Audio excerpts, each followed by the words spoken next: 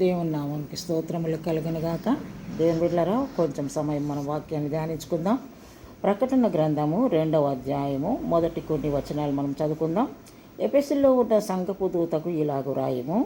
7 నక్షత్రములు తన కుడి చేత పట్టుకొని 7 దీపస్తంభముల మధ్య సంచరించువాడు చెప్పు సంగతులు ఏమనగా, నీ క్రియలను, నీ కష్టమును, నీ సహనమును నేను ఎరుగుదురు.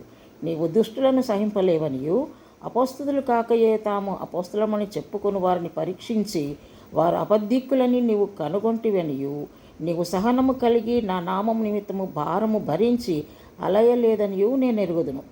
అయినను మొదట నీకుండిన ప్రేమను నువ్వు వదిలితివి. నేను నీ మీద తప్పు ఒకటి మోపవలసి ఉన్నది. నీవు ఏ స్థితిలో నుండి పడితివో అది జ్ఞాపకము చేసుకొని మారు మనసు పొంది ఆ మొదటి క్రియలను చేయుము. అట్లు చేసి నీవు మారు మనసు పొందితేనే సరి. లేని ఎడల నేను నీ యొద్దకు వచ్చి నీ దీపస్తంభమును దాని చోట నుండి తీసివేదును. దేవుని నామకు స్తోత్రములు కలుగునుగాక. దేని బిడ్డలారా, ఎఫెసులో ఉన్నటువంటి సంఘానికి పరిశుద్ధాత్మ దేవుడు హెచ్చరించిన రీతిగా ఈ దినము దేవుడు మనల్ని కూడా హెచ్చరిస్తూ ఉన్నాడు. నీ క్రియలను, నీ కష్టమును నేను ఎరుగుదును.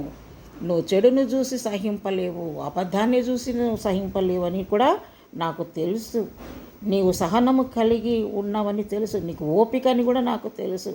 అయినను నీ మీద నేను ఒకటి తప్పు మోపుతున్నాను. ఎన్ని తప్పులమ్మా? ఒకటే తప్పు.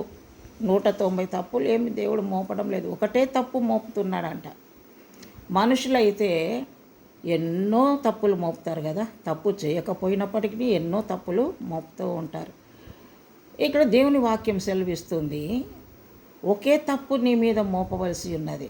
నువ్వు చక్కగా ఉన్నావు, నువ్వు ఎంతో మంచివనివే, నువ్వు మంచిదానివే, ఓపికతో ఉన్నావు, సహనం కలిగి ఉన్నావు, చెడును ద్వేషిస్తున్నావు, అబద్ధాన్ని ద్వేషిస్తున్నావు, మంచిదే. కానీ పరిశుద్ధాత్మ దేవుడు అంటున్నాడు, నీ మీద ఒకటి తప్పు నేను మోపుచున్నాను. ఏంటి ఆ తప్పు? మొదట నీకుండిన ప్రేమను నువ్వు వదిలితివి.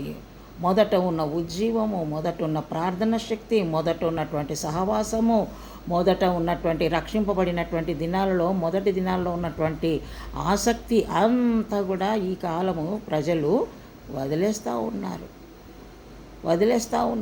మొదట ఉన్నటువంటి భక్తిని విడిచిపెడతా ఉన్నారు, మొదట ఉన్నటువంటి విశ్వాసాన్ని వదిలిపెడుతూ ఉన్నారు.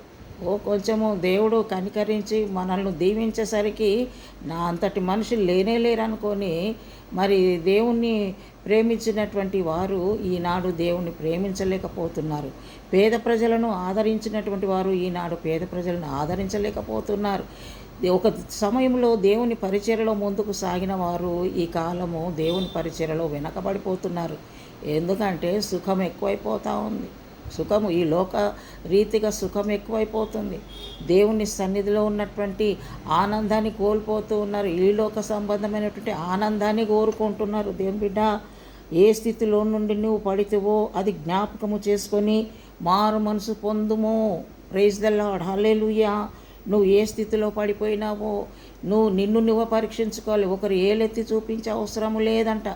దేవుని బిడ్డ, ఏ స్థితిలో నువ్వు పడిపోయినావో మనల్ని మనం పరీక్షించుకోవాలి. ఏ స్థితి నుంచి నువ్వు జారిపోయినావో, దేవునిలో నుంచి నువ్వు తొలగిపోయినావో, నేను అన్నీ మంచిగానే ఉన్నాయి, దేవునిలో నేను కరెక్ట్గా ఉన్నానని నువ్వు అనుకుంటున్నావు. కానీ పరీక్షించుకోవాలి. మనల్ని మనం పరీక్షించుకొని మనమంట మారు మనసు పొందాలంట. నేను ఎప్పుడో మారు మనసు పొందినా, నీటి బాప్తిసం తీసుకున్నా, అన్య భాషలు మాట్లాడుతున్నా, కృపావరాలు కలిగి జీవిస్తున్నా, నేను ప్రార్థన చేస్తే రోగాలు పోతున్నాయి, నేను ప్రార్థన చేస్తే ఉద్యోగం వస్తుందని నువ్వు అనుకుంటున్నావు. కానీ దేవుని దృష్టిలో దేవుడు అంటున్నాడు, నీ మీద నేను తప్పు ఒకటి మోపుతున్నాను. ఏంటి ఆ తప్పు అంటే, మొదట ఉన్న క్రియలు నువ్వు చేయాలి. మొదట నువ్వు ఏ విధంగా సమర్పించుకున్నావో, మొదట ఏ విధంగా దేవునికి సమీపంగా జీవించినావో, మొదట ఎన్ని ఉపవాస ప్రార్థనలు నువ్వు చేసి ఉన్నావో, నువ్వు మొదట ఏ విధంగా దేవుని సన్నిధిలో ఆసక్తి కలిగి జీవించి ఉన్నావో, అవన్నీ కూడా ఇప్పుడు నువ్వు జ్ఞాపకం చేసుకొని మొదట ఉన్న క్రియలన్నీ నువ్వు తిరిగి చేయాలంట. దేవునికి స్తోత్రం, హల్లెలూయా.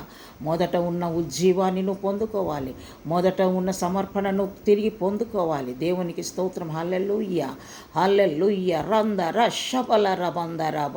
మొదట ఉన్నటువంటి కృపావరాలను పొందుకోవాలి, మొదట ఉన్నటువంటి అన్య భాషలతో చేసిన ప్రార్థన అనుభవాన్ని నువ్వు పొందుకోవాలి. దేవుని బిడ్డ, మొదట ఉన్నవన్నీ కూడా తిరిగి నువ్వు జ్ఞాపకం చేసుకొని తిరిగి అవి పొందుతేనే సరి, మారు మనసు పొందుతేనే సరి.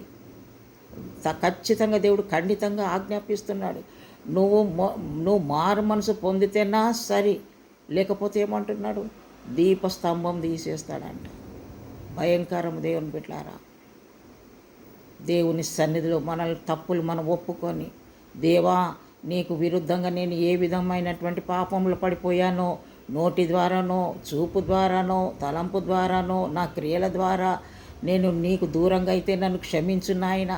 ఇదిగో మొదట పొందినటువంటి మారు మనసు నేను పొందుతున్నాను, మొదట ఉన్న ఆసక్తి నేను తీసుకుంటాను ప్రభువా, మొదట ఎన్ని ఉపవాస ప్రార్థనలు చేశానో అవన్నీ నేను చేస్తాను ప్రభువా అని నువ్వు ఒక తీర్మానం చేసుకుంటే దేవుడు నిన్ను గొప్పగా దీవించబోతున్నాడు. దేవునికి స్తోత్రం, హల్లెలూయా. ఆయన ఒక్కటే ఒక తప్పు మోపుతున్నాడంట.